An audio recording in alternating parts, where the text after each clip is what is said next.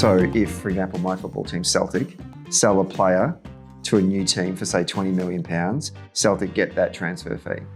Okay. But if that player then gets sold to a third club, Celtic get 20% of that transfer fee as well. So it's like a finder's fee, okay? Does the Victorian government get a finder's fee for all of the policies developed here in Victoria that Peter Malinauskas copied and implemented in South Australia and then on-sold it to Chris Minns's Labor government in New South Wales? And how much is that finder's fee worth to the Victorian state budget? When she became the Labor member for Bendigo East back in 1999, she was the youngest woman ever elected to the Victorian State Parliament. Only 3 years later, she became the youngest ever minister in the state of Victoria, full stop. Now, as Premier of the most progressive state in the nation, she's rolling out an ambitious suite of policies for a fairer and safer Victoria, many of which are sending her critics into a frenzy. And frankly, we don't care. We're just really excited to have her join us in person at the Socially Democratic office for this week's episode. So, Social Democrats, please join me for a special conversation with the Victorian Premier, Jacinta Allan.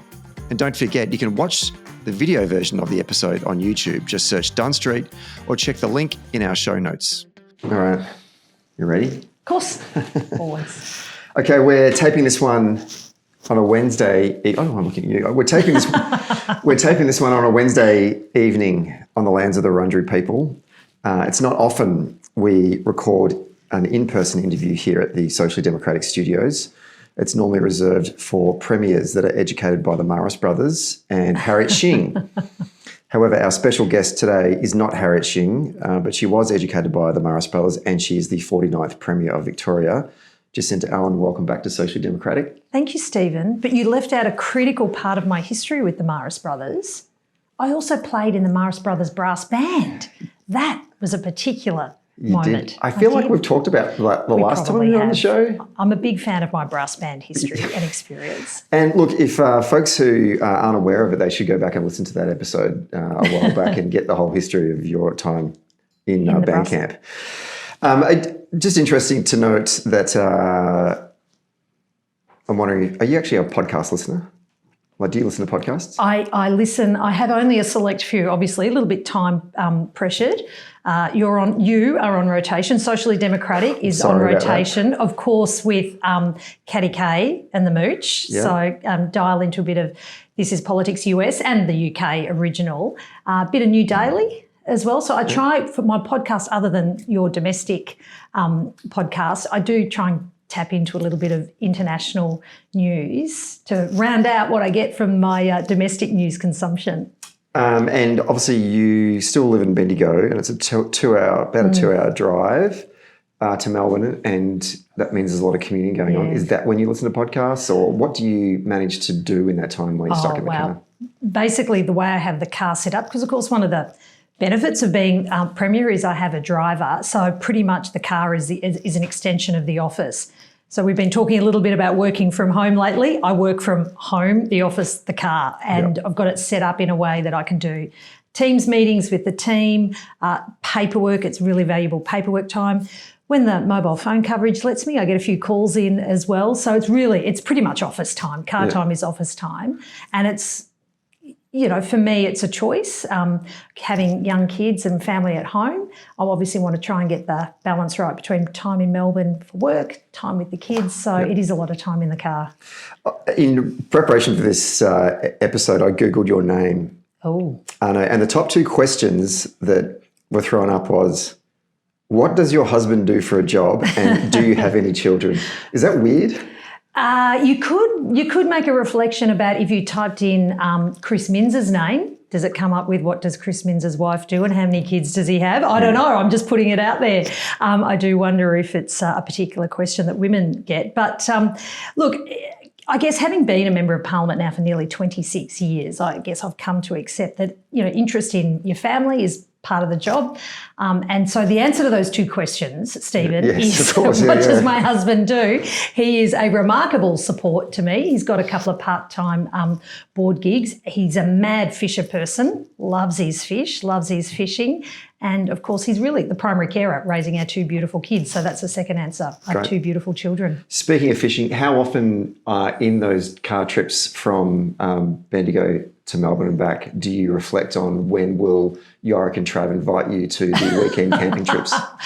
Oh, this is a moment of confession. I've had a few invites that I might have otherwise been a little busy. You're not back. I know. It's no, but look, the kids love it. The kids love going camping, and Yorick has two key influences on the kids. They barrack for Hawthorn, and they love fishing and camping. Right. Okay. That's a great contribution. It's interesting you said before you've obviously been in the role as Premier for almost 2 years. Almost 2 years. But as you said before, you've been a politician now in public life for almost 26 years. Do you find that are you constantly reintroducing yourself or introducing yourself to the Victorian public, or how does that? Yeah, what's been interesting for me, because I've been a Member of Parliament for 24 years before I became Premier, and obviously had a number of ministerial portfolios as well. So in terms of the community around Bendigo and my electorate, I'm fairly well known locally. So I did going through that process of introducing myself to the state as Premier. I had to go back to thinking about how I did it in those early days when I first became a Member of Parliament, and understanding that people do want to understand not just you're a Labor politician and who you are and what you stand for, but that question of who you are, what's your background, what's your life, what do you do every day, which footy team do you barrack for? I get that all the time. So it's those questions that are about the personal as much about the politics and the policy. How do you ground yourself? How do you centre yourself? Do you have a favourite kind of cafe in Bendigo where you hit the savvy bees with the girlfriends in high school or something like that? I don't know what savvy bees are. Someone wrote that question for me. Savvy bees. All right. Sparkling rosé is our go-to. Right, so there you go. No, I've got some great girlfriends in Bendigo who provide wonderful support. But really, where I live in Bendigo, we live a little bit on the outskirts. So we're surrounded by the bush. And so the way I get to ground myself is every day that I'm home, I'll walk the dogs outdoors. The Japanese call it forest bathing. I get to do that every day when I'm home walking the dogs and enjoying. And I try and do it every morning. And for me, if you can maybe ask my team how I am of a day that I haven't gone for a walk, it's a really good head clear for the start of the day. You go for a walk, you can process things in the peace and quiet in the bush, and it's really, for me, a great way to start the day. When you think back to when you first put your hand up for public office, you're 25, 24. I think I was pre-selected when I was 23, but who's counting, right, okay. Stephen, clearly. Okay, so when you reflect on the 23-year-old Jacinta Allan and the motivations that she had to enter into public office, has that changed over the time? What has been the evolution of what motivates you to do the work that you do? It's very much the same. What motivated me then as a much younger woman in Bendigo, and what motivates me to this day, is working people and families. And I guess that comes from my own experience growing up in Bendigo. Dad worked at the SCC until Jeff Kennett came along and privatised it. Shame. Mum was she was of that era where you stopped working when you got married and had kids. Really, living in that community, seeing how working people and families, got by every single day, but also had that great grounding in community and what it meant to be part of a community, being involved in sport, in netball, in basketball. That's what drove me to put my hand up at a time when Jeff Kennett was Premier, Bendigo East wasn't seen as a winnable seat, was wanting to give voice to working people and families, people like me from families that I came from. And that continues to drive me today. And I think in it today, it's as important now as it was then to continue to give voice to working people and families. Their voice should be as equal in public debates and public consideration and discussions as big business, as unions, as any other group. And I think it's important that when we make policies, remember who we're making policies and decisions for. Do you like campaigns? Love it. Campaigns are great. Isn't that why we're in part of growth? It is. No, but don't you think some politicians want to get in and do the work but hate the campaign? And some politicians, if I was running for public office, I'd want to run for public office every day. Yeah, and not do the other bit. I love both. I think doing the privilege of being in government, and I say this from the perspective of I've been blessed of my time in Parliament. I've only had to experience 4 years in opposition. And they were awful because you couldn't get to do things. You could talk about the things that were going wrong and the things you'd like to do, but you couldn't actually be the decision maker. So I've been blessed to have the opportunity to be on a part of government and part of decision making. So I love that bit.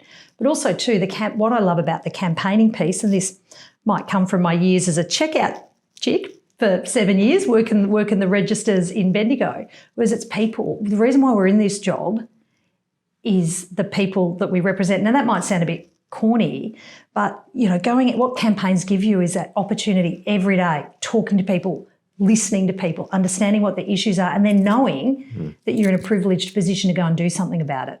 That's what is great about campaigning. The Werribee by-election was kind of your first electoral test in being elected in your tenure as Premier. And obviously Labor suffered a 16% swing on a primary, but not as big a swing to the Liberals as many had predicted, which I think is interesting. I just want to get a sense from you about what are the key takeaways from that by-election, because it was early in your tenure, not a bad thing to happen early just to sort of, road test where you're at. Yeah, look, it was a tough campaign, and it came at a time in the political cycle. Obviously, it was just before the federal election, and it came at a time in the political cycle where there was a number of things happening at once. Obviously, the cost of living pressures. We hadn't had. I think there might have been an interest rate cut late last year, but there hadn't been the relief valve of interest rate cuts that many people were holding on to, and the pressures were piling up. And also too, it was at a time when we were working through how to communicate really clearly what is our agenda, what are we, what does the Labor government that I'm so privileged to lead, what is our agenda for working people and families? So the Werribee by-election gave us the opportunity to communicate really clearly with people, saying we understand your issues around cost of living pressures, they're real, and really the lessons out of that by-election we carried forward into the budget that we handed down in May of this year, which had a complete focus on cost of living. Free public transport for kids under the age of 18 that kicks into gear from the 1st of January next year. That's the sort of cost of living outcome that we've achieved from listening to the families in Werribee and listening to their day-to-day. I did some door knocking in Werribee with our great candidate. I think the other lesson out of it too, we had a great local Labor candidate in John Lister. He grew up there. He was a school teacher there. I went door knocking with him. He, you're such and such. Your mum taught at my school. Like he had and it was, really those genuine engagements that you get. So we had a great local candidate. And the lesson out of that, because there was a swing, and it was a tough swing against the Labor Party, the Labor government. But what it also told us very clearly was cost of living is what's concerning people. We know that because they told us really, really clearly, and that then directly shaped the work we were doing on the budget around cost of living. I've mentioned free PT for kids, free PT for seniors on weekends, another round of the power saving bonus. So, recognising that governments should always listen and deliver policies and programs that are supporting people where they're at. COVID was interesting in the sense that I think that the wider community probably didn't realise how much government can play a positive role in your lives, because a lot of people, when they think about voting, they're like, it doesn't make any difference anyway. Well, I think we saw during COVID that it can make a difference. What do you think the role of government is in this post-COVID era, moving forward into the future? Look, this is something I think about a lot, and I think about it particularly both in the context of what are the good positive things governments can and should do. I've mentioned cost of living support, recognising where some of those pressures are at right now. The ongoing delivery of, I think COVID showed us, the delivery of good public services is so central to families' lives.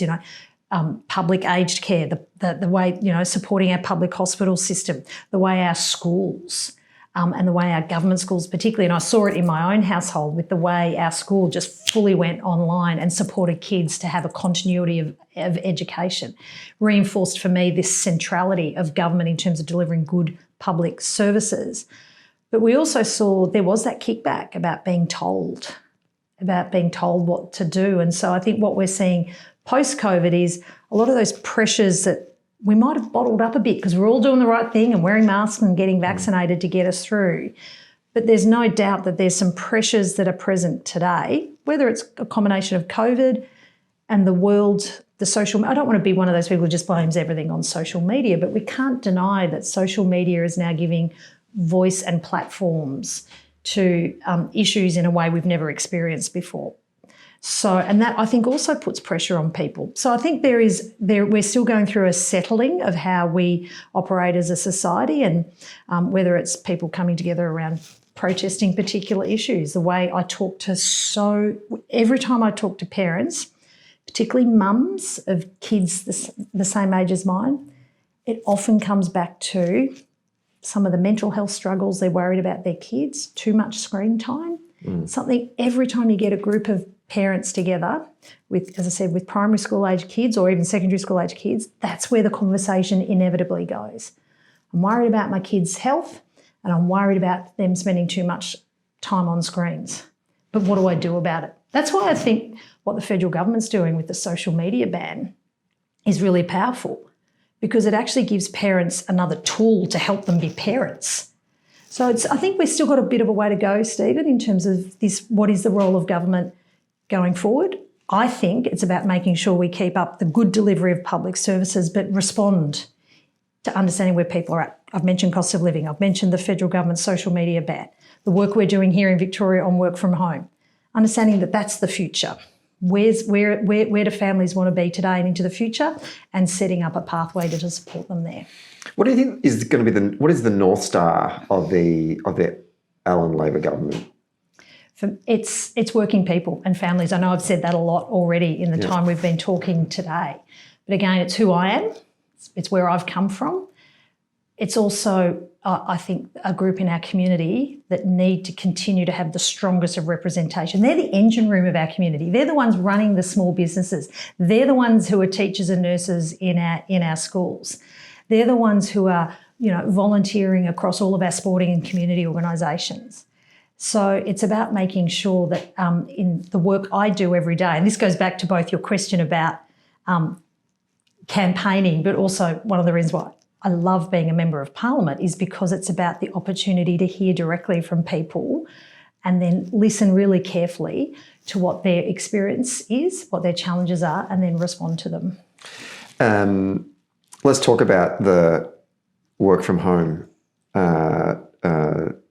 issue or topic. You made a signature announcement at the Labor Party State Conference the other week here in Victoria, signalling that an Allan government would legislate to the right to work from home for at least 2 days a week, I think that's right, where applicable. Talk us through the genesis of this idea. This again comes from listening to people, understanding where families are at right now. And again, it is a product of how our lives have changed on the other side of COVID, and some years on the other side now of COVID. Working from home was a feature of life pre-COVID. But we were all much more familiar with and feeling more comfortable with technology, using Teams and Zoom, whatever your platform is. And we are seeing how many families have realised that it works for them. If you can do 1-2 days in a 5-day week where you're not driving 2 hours a day, that's if it means you can do the school drop-off, pick up and drop-off, means you don't have to put your kid in before or after school care. So that's both saving time and money. So it came from listening to what was happening now, but also hearing, two things. The unions in this space tell us that every day they're getting calls from workers saying, hey, I've just been told, my working from home arrangements are changing. I gave an example at conference of a woman who worked in the aviation industry, single mum, 2 kids, lived in the outer suburbs. Her 1 day a week meant everything to her. And that one day a week working from home, she was told that was being taken off her on a Teams call by a boss who was working from home themselves, right? So, like, yeah, it is. It really is. And so we know it's at risk. And then we also, in terms of the arrangements being made, there's no protection around it. The arrangements can be changed at a moment's notice. Secondly, though, we obviously saw through the federal campaign, the Liberals don't believe in this.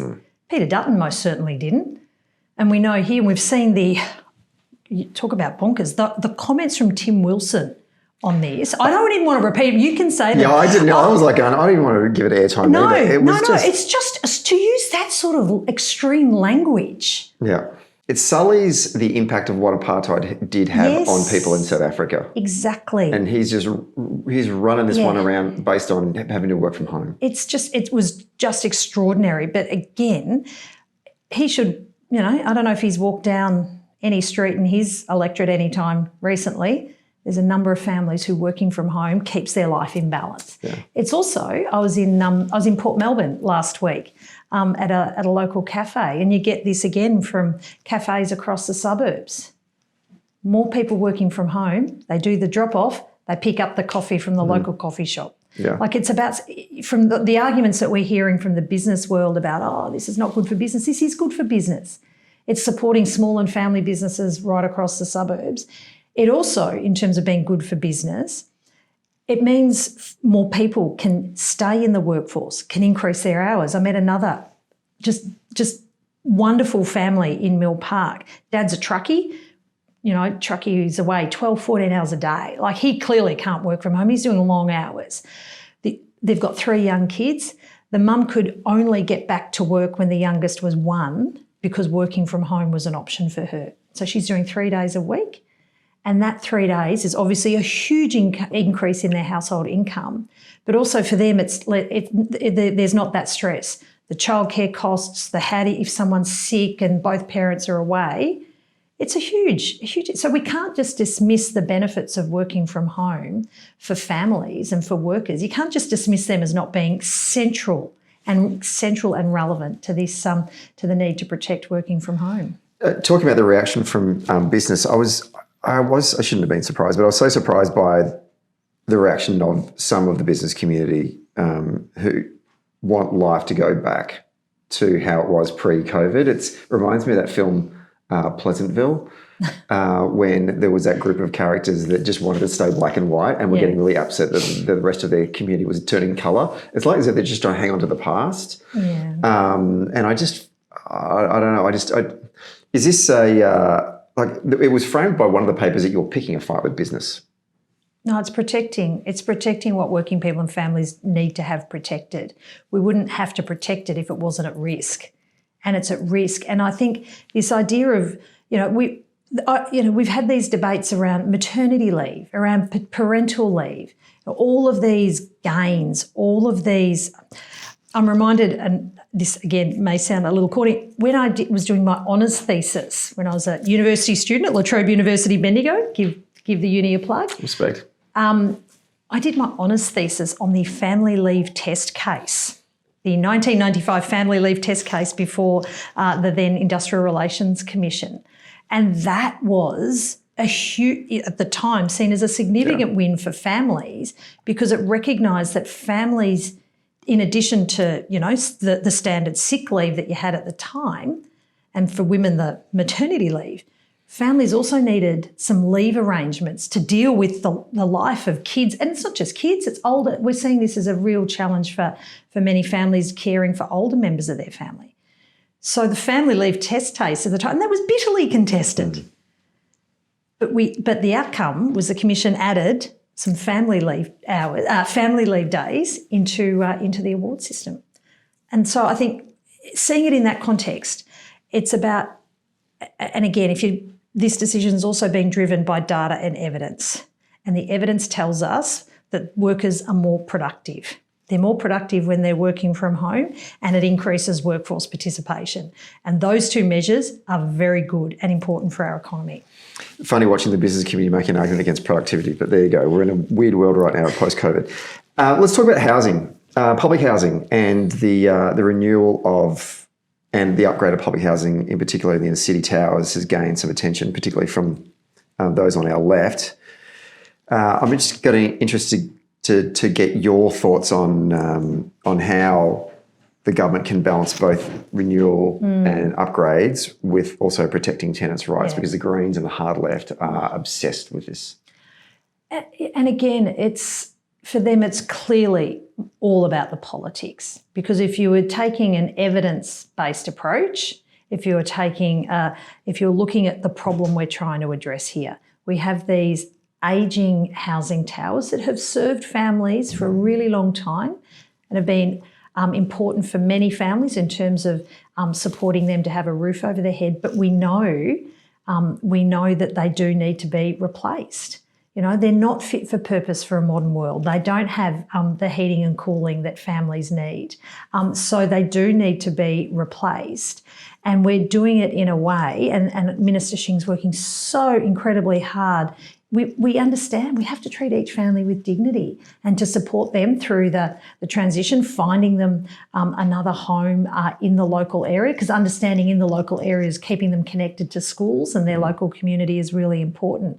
And for the Greens to weaponise this, again, it says it all, really. It says it, particularly weaponising it with some of our most vulnerable members of our community.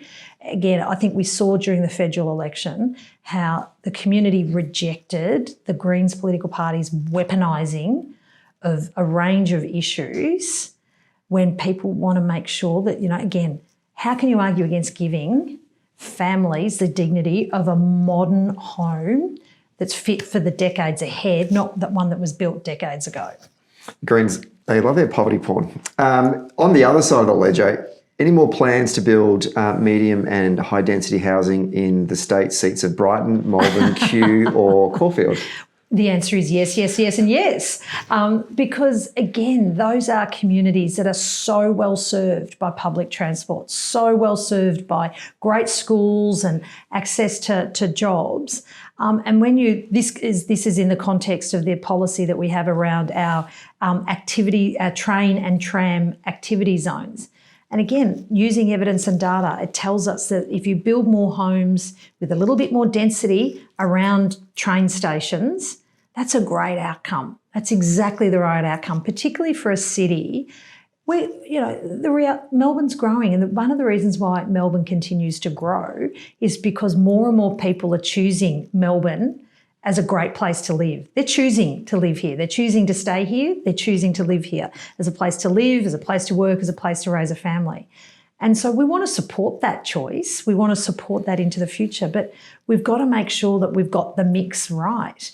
We've got to continue to make sure that for people who might want to, welcome to come and live in Bendigo. There's beautiful housing options in Bendigo. They might want a regional choice. They might want to live in the outer suburbs with a bit of land.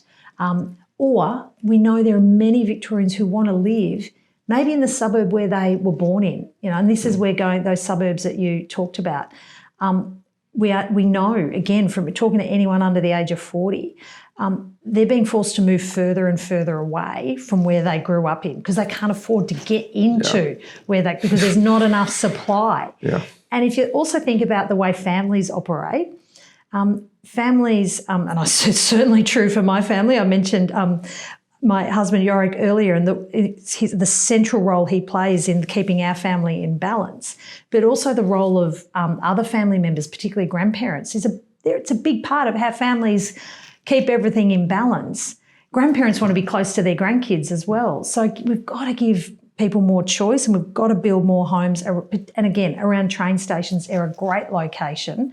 So the answer is yes, we want to build more homes, particularly, Stephen, because we're upgrading many of these train stations. We've removed the level crossings. We've created the space for these homes. The Metro Tunnel is going to absolutely transform our city. The Suburban Rail Loop is going to add to that in the years ahead. So I'm a big fan of building homes near public transport, and we plan to do it. We'll get to public transport. Oh, very good, very good. Speaking of the grandparents, and obviously sometimes they get subcontracted to look after the kids, so I want to ask you about childcare and the need, or what are your thoughts on reforming childcare more broadly in this country. Like there's sort of a conversation at the moment about this concept that childcare is actually an educational thing, not babysitting. And so this idea of, from 3-year-old kinder, that childcare facility is actually attached to a primary school. So the kids are now getting educated as opposed to just looked after. Yep. I just want to get your thoughts broadly on where do we need to go with childcare? Yeah, I think we are at a real inflection point, I think, in this area. One of my other pieces of work in my university days was I actually did another report on employer-sponsored childcare in the context of needing to provide more childcare choices. And what we've been doing here in Victoria, we have a policy to build kinders on school sites. I mean, there's the benefit for families in terms of the double drop-off, but again, it's seeing kindergarten education as part of that education continuum. The work we're doing in early childhood, and there's some of this comes in the context of those most awful, horrific allegations of abuse that we're seeing around the country. They're just awful. And so it is clear that this is an area that needs more reform. The regulation needs more strengthening to keep children safe. But it does then posit the question around the role of childcare because, yes, there is the important caring element, but the opportunity we know, again, research and data tells us for every 6 months or year that you have a young person, have a little person engaged in an education setting, their lifelong outcomes are improved enormously. And so that's why we have in Victoria, we're rolling out early learning centres, again, where we can, putting them in that school kindergarten setting. I think we are at an interesting inflection point, and the federal government have identified this with their commitment around a universal childcare offering. Which, again, the electorate responded to really strongly and positively because it reflects where families are at right now. So I've long believed there's a really important role in childcare in terms of a young person's education journey, and what we are seeing at the moment in terms of how we have to strengthen the regulation. We'll have more to say very soon here in Victoria about the work that we are going to be doing and how we need to also see a strengthened national framework in this space as well. Let's talk about social cohesion in our society. We Victorians obviously pride ourselves on being an accepting and progressive bunch, which I 100% agree with. I think it's true. And often action speaks louder than words. And you reminded me when we were talking a couple of weeks ago that, for example, in 2015, we saw the fine citizens of Bendigo come together to support the Islamic community when outside sort of, I guess I'd call them far-right wing nutjobs protested about the building of a mosque in your hometown. Since October 7, Melbourne's obviously seen this wave of anti-Semitic attacks from both actually the far left and the far right. And for folks outside of Victoria that aren't aware of it, like multiple synagogue arson attacks, vandalism near the Holocaust Museum, violent protests targeting Jewish-owned businesses. Josh Burns, friend of the podcast, who happens to be Jewish, his MP, his office has been targeted twice. It's also leaving many Jewish families fearful right now. And the Jewish community is looking for the government for some leadership. And I'm wondering, how can you and the government be, some light in this dark moment? Yeah, and it is dark and it is sickening. And those anti-Semitic examples that you've just given, it's distressing for those of us who aren't of the Jewish community and faith, and then to know the history that sits behind this anti-Semitic behaviour, it's just disgraceful. So the answer to your question lies in two parts. One is taking action through changing the law, and what we've done here in Victoria is, it went through the Parliament earlier this year, was to introduce new anti-hate powers for Victoria Police. And it's based on that really simple premise that whatever faith you practice, whatever community you're from, also too, however you identify, whoever you love, you have the right to be who you are, to practice your faith free from hate in Victoria. And if you are subjected to hate and hateful behaviour, well, we've changed the law to give police more powers. Those laws come into effect from next month. As a rejoinder, Stephen, those laws were not supported by the Liberal Party here in Victoria. despite the pleadings of the Jewish community, the pleadings of our multicultural and multi-faith communities who worked with us on the development of this legislation because it had a significant period of development. The Liberal Party here in Victoria, for all their running around today and what they say about protests and things, they voted against giving Victoria Police more powers to crack down on hateful behaviour. So in terms of your question, what are we doing? We're taking action on giving police more powers, and we'll be doing more around. And I know this is a cause of conversation, but it's not the protests of the issue here. It's the extremist behaviour. We saw that at the NGV, right? Like turning up to the NGV to protest against the Gandel family was just outrageous. That's not activism. Right? That's not activism. That's anti-Semitism, and it needs to be dealt with. So that's the first part of the question. The second part, and this is something I've been working incredibly hard since that horrendous terrorist invasion of October 7, is understanding that the role I have as Premier and the state government is to support those communities who are grieving. And our Islamic community, our Jewish community, they are grieving. They feel this pain. Many of them have family members who are directly affected. But also to understanding that we need to continue to support communities here, to strengthen social cohesion. The laws is one part of it, but also to further work, further engagement with communities, supporting them.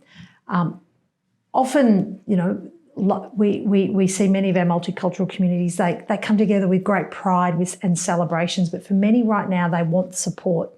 It could be support for security arrangements around Hindu temples, for example. So it's about giving really practical support to our communities here, and then looking to the future about what we need to continue to do to strengthen social cohesion here in Victoria. Because I think one of the strengths of the state is that one of the reasons why I think we are a reasonably harmonious community, and broadly Australians are anyway. I'm not just being very parochial, even though I'm wearing a big V jumper today. And you're wearing it very well. Thank you so much. But is that there's this harmony, and the harmony is grounded in the celebration and the joy of our multicultural community. The great foods that we have. The only reason why we have good coffee in this state really is because people from overseas came here and showed us how to make coffee. Yeah. And the celebration of that. Yeah. And I just feel like in the last couple of years that's been, it's not that it's been lost. I just don't feel like there's no more moments there's less moments to celebrate that wonderful thing that's been brought to people by folks who will come from overseas, regardless of what faith they practice, what their ethnic background is. And we have much to celebrate and enjoy. We have so much. We've got the Indian Film Festival this week happening in Melbourne. So, think of the richness that brings us both in terms of a cultural experience and then a creative industries experience. But I do think one of the challenges, and I say this from, again, talking to people in my own community, like Bendigo's a long way from the Middle East. It's a long way from the Middle East. I think for many people, we're seeing the images. We've seen the images of that horrific terrorist invasion. We've seen the images since then of the conflict. And it's incredibly distressing. And I think for many people, they've found it challenging to know how to say to perhaps a member of our Jewish community, a member of our Islamic community, we support you. What's going on is horrific, because I think it's been crowded out by the noise of some of the extremist behaviour that's sat around this protest activity.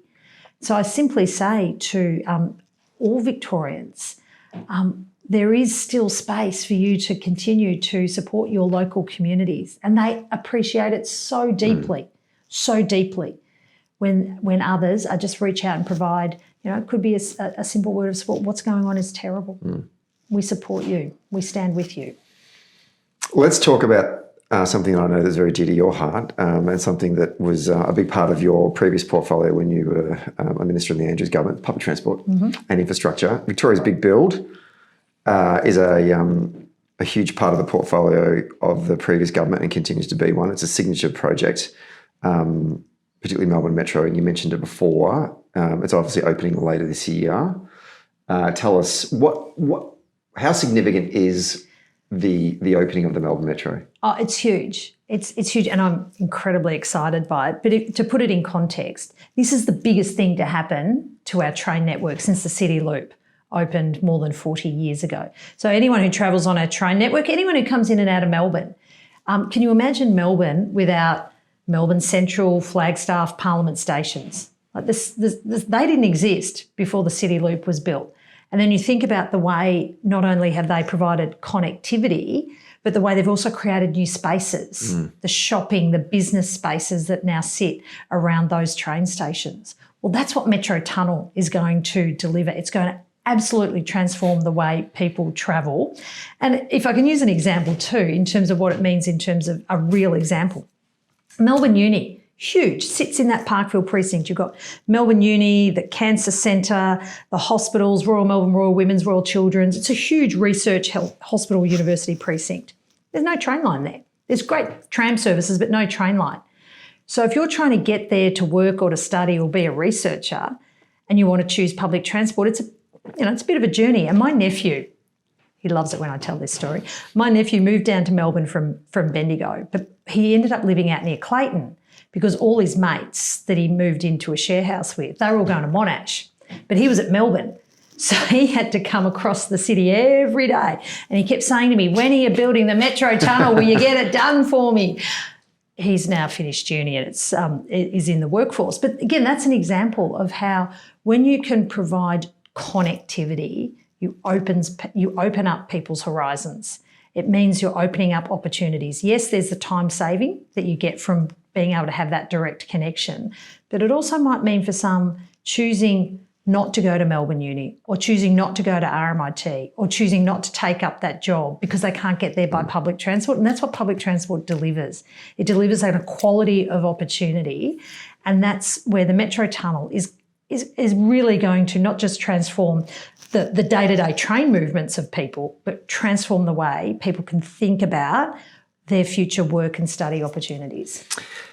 Speaking of connectivity, the Suburban Rail Loop, I'm wondering, are you paying attention to the anti-SRL campaign being run out of the Age newspaper headquarters? And follow-up question, should they have to declare how much they're spending on this campaign to the VEC?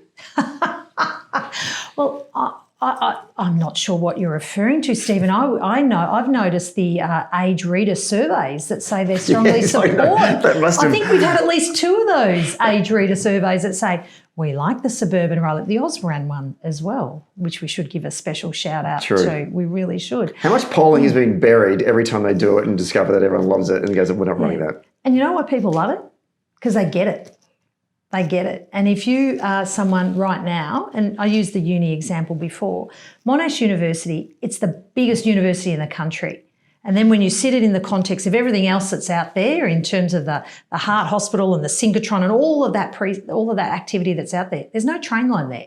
It's been talked about for decades and decades and decades. Well, we're getting one with the Suburban Rail Loop. So that's why. Going back to, what drives me, it's always driven me, what particularly drives me as Premier is supporting working people and family and their choices and their opportunities. People get it. People get it because they're doing it now. They're stuck in traffic and they understand that one of the ways to address congestion is to build more train services so more people can get to where they go. Saves time, saves money, less stress. People get it. That's why they support the Suburban Rail Loop. Would you describe yourself as a gunzel? A little. It's funny what the public transport portfolio does to you. Like it was almost instant. It's almost like a microchip got implanted. I became a gunzel. I guess it's also, Stephen, and I know you grew up in country Victoria as well.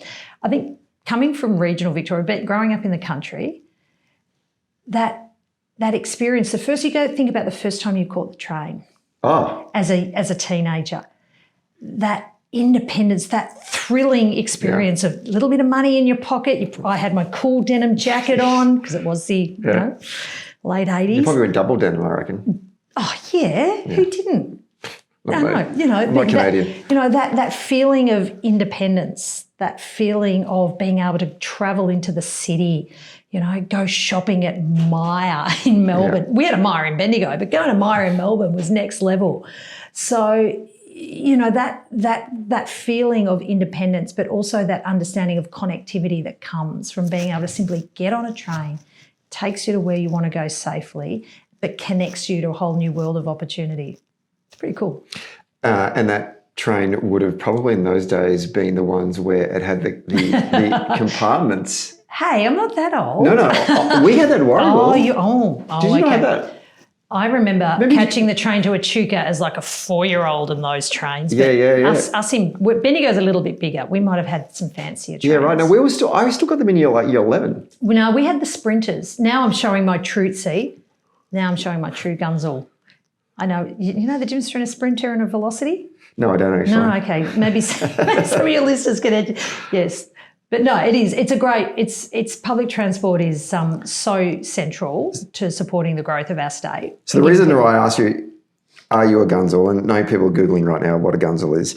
But if you're a Gunzel, you don't need to Google, right? Anyway, we sent out a message to our Patreon community that subscribe to the podcast. The Premier's coming on. Do you have any questions for the Premier? Okay. They were all public transport questions. Oh, really? All of them. You've got a Gunzel audience. Yeah, I think we do. We have a Venn diagram that's Labor, campaigny, Gunzel. Anyway, totally. So here we go. There's a couple here and then we'll let you get on with the rest of your evening. The first one's from Cameron in Canberra, actually. As a non-Victorian... That city with that light rail service that enviously look at our heavy rail service. But yes. I've always found it puzzling why a Victorian government never took back ownership of the Melbourne train network except for V-Line after Kennett's hissy fit privatisation process. I find it especially puzzling when in 2004 the Bracks government gave M-Trans contract to Connex after the National Express. Geez, Cameron, you really know what I'm talking about here. Cameron's a Gunzel. Yeah, after the National Express pulled out and the government temporarily took control. What is the reasoning behind keeping it privatised? Yeah. Also, I love the SRL, he says. Oh, I love the SRL, and 57% of the readers of The Australian love the SRL too, Stephen and Cameron. Yes, totally.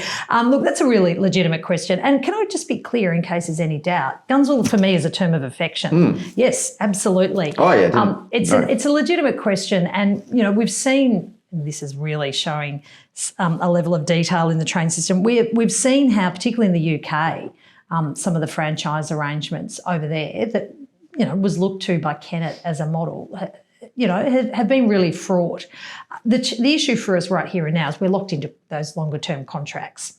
We're locked in. And so in terms of the immediate opportunity, it's just not there. But it is legitimate. And having lived through that V-Line experience that Cameron referred to, by bringing V-Line back into government ownership, because it was totally... Back to your year 11 self-catching the trains with the compartments, clearly. You know, it was actually what privatisation of the V-Line network meant was that it was run down. Like they actually had a plan to close a whole bunch of country. In addition to the 5 country lines they did close, there was more of them that were on the hit list. They privatised the Warrnambool line. They privatised the Shepparton line. So it meant a degradation of services that we've had to build back up. I was once stuck at a level crossing in Bairnsdale, of all places, watching the Velocity train go through, and I reflected, Stephen, that the only reason I was stuck at that level crossing was because the Bracks Labor government reopened the train line to Bairnsdale. That's true. I remember that. Yep. So, look, it's a legitimate question. I've got nothing to announce today on your program, Stephen, that might make Cameron happy, but it is what we're focused on is building up the network. Yep. The second question actually is one from both Jake and Tom separately have asked a similar question. It's basically when Melbourne Metro opens, how much will there be an increase in services in the other lines other than the Sunbury, Pakenham and Cranbourne lines? So what does the service look like in terms of increasing that area? So what the Metro Tunnel, as again your listeners know very well, the Metro Tunnel connects up. It's going to create a 97-kilometre long train line from Sunbury in the north to Cranbourne and Pakenham, because there's 2 branch lines in the southeast, 97 kilometres. So if you live in Sunbury and you've got family in Pakenham, you can jump on the train and go door to door. What it does though is it takes those very busy train lines out of the existing city loop. So it gives us space in the city loop in the future to add more train services. But we're not waiting until the opening of the Metro Tunnel. This year's budget has actually funded on a whole bunch of train lines, additional services, because we know Metro Tunnel opening later this year, the space will be created. So we're already doing put the funding down now. It takes a little while to do timetable adjustments. I won't go down that rabbit hole with you today, Stephen. I can see that fearful look in your eyes. You're going to talk about timetables. And to get those extra services on the network once the metro tunnel's opened. Right. Last question, and there's a contextual component to the question. In European football, there's this concept of a sell-on clause. So if, for example, my football team, Celtic, sell a player to a new team for, say, £20 million, Celtic get that transfer fee. Okay. But if that player then gets sold to a third club with even more money, say it's 100 million, Celtic get 20% of that transfer fee as well. So it's like a finder's fee. Okay? Does the Victorian government get a finder's fee for all of the policies developed here in Victoria that Peter Malinauskas copied and implemented in South Australia and then on-sold it to Chris Minns's Labor government in New South Wales? And how much is that finder's fee worth to the Victorian state budget? Don't forget Western Australia. Oh, they pinched some of our ideas as well. Yeah. Come on, don't forget Western Australia. They pinched a couple of things as well, our rolling stock plan. I know that because I helped give that to them in terms of the policy work. Yeah, there's a little bit. You should also add in the federal government, free TAFE. What, which they wanted to call free TAFE? It's free TAFE. Urgent care centres, just to name a couple. Yeah, and I guess going back to some of those earlier reflections, Stephen, that some interstaters made about us here in Victoria, we've got a lot. We've got a lot to come here in Victoria. We've announced protecting working from home this week, which is where the future of work is going and where the future of supporting families is going. We're doing some more work here in Victoria to continue to be where families are, where working people are, not just today, but understanding what we need to do as a government. That responsibility is of a government. Deliver good frontline services today, but make sure you're putting the work in to support families into the future. Premier, thank you for your time. Thanks, Stephen. Hey, Social Democrats. Thanks for listening. Today's episode was hosted by myself, Stephen Donnelly, and produced by Grace Eyre. Shout out to Michael Brown and Oliver for joining our socially democratic Patreon community. We're looking forward to hearing your questions and joining us in the conversation the next time around. And finally, get all the latest updates and bonus content by following Socially Democratic on our social media channels. The links are in our show notes. See you next Friday.